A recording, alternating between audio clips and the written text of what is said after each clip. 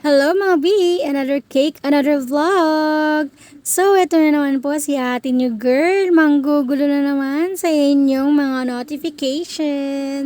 Meron lang po pala akong question sa mga buyer at sa mga home baker or baker na katulad ko.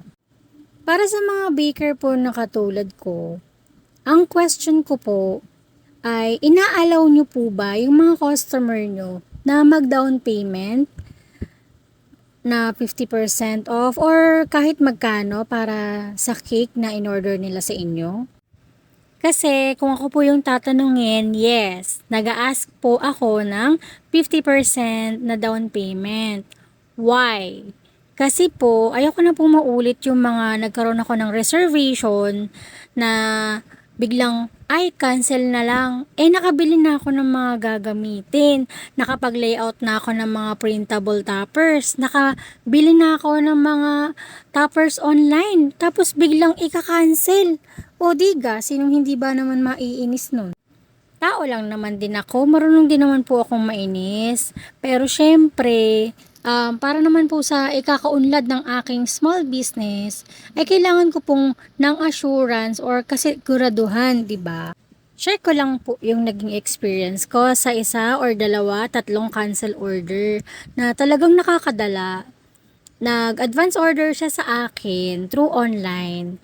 And then, syempre ako naman to, si ate girl, excited kasi syempre ibang tao yung nag-order out of our community. Pero syempre, meron din naman dito sa community namin na nakadanas din naman ako ng ganyan.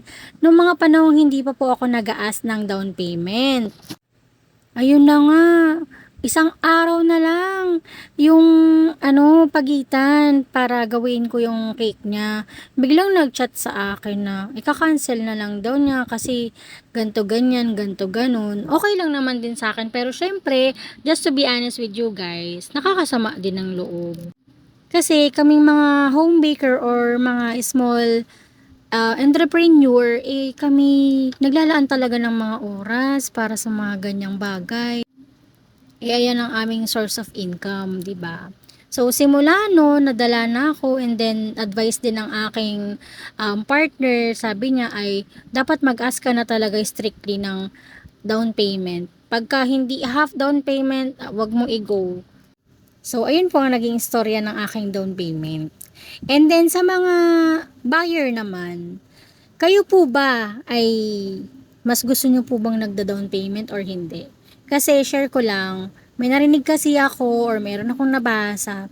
Merong mga scammer talagang mga home baker na ang ginagawa nila ay mag-a-ask sila ng payment, down payment, 50%, ganyan. Tapos biglang hindi nare-replyan, ayun pala in-scam na sila.